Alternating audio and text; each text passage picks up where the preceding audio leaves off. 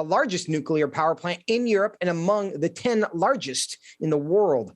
The attack resulted in a fire that was later extinguished, and Russia now claims to control the nuclear power plant. Joining me now to talk about this and other breaking news on Russia's invasion of Ukraine is Townhall.com's Rebecca Downs, who has been reporting on this story. Rebecca, welcome to Washington Watch. Hi, thanks so much for having me.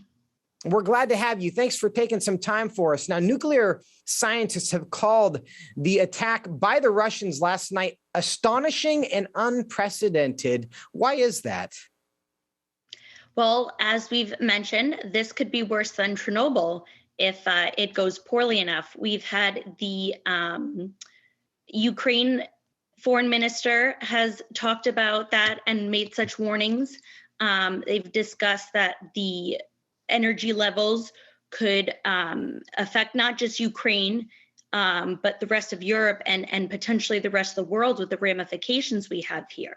What this may be signaling is that Vladimir Putin, barbarity knows no bounds. He is going through all kinds of, he might be going through siege warfare. He might be targeting more than just military, but he's really going for nuclear power plants now, and potentially civilians as well, to show that he really means to control Ukraine.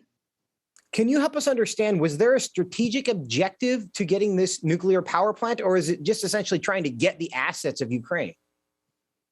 It's hard to say with Putin. This would send perhaps the clearest message that he's not messing around, that he has strong intentions.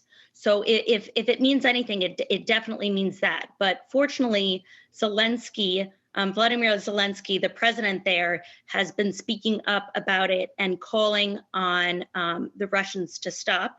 They're going to have more talks. He's also been calling, this is a man who still tweets with everything that's going on, regular updates, that he's calling on the UN Security Council to call for closing the airspace.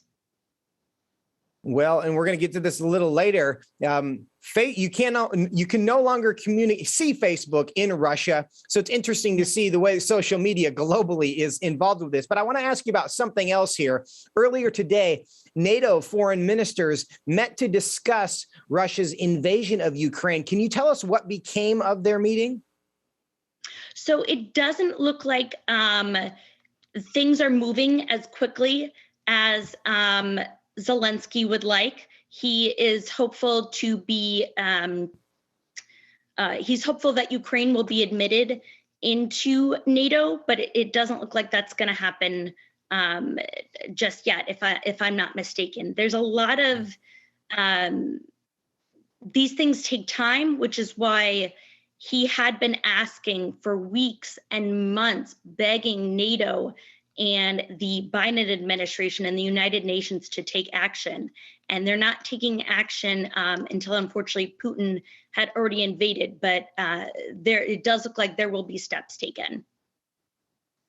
Now, last question I have for you today. The Russian parliament passed a law on Friday punishing the spread of, quote, false information about Russia's armed forces with as much as 15 years in prison.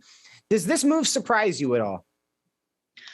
No, they've been really cracking down. You see the brave the brave Russian people taking to the streets in Moscow and around Russia and around the world, really, to speak out against this war. And Putin will not stand for dissent.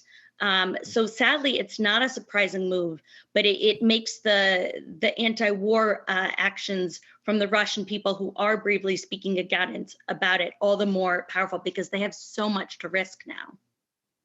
I think that's exactly right. And for all of the praying that we are doing for the Ukrainian people, one can't help but wonder if this is not ultimately going to come down to the Russian people to take control of this situation. Rebecca Downs, townhall.com. Thank you so much for being with us today. Thank you for having me.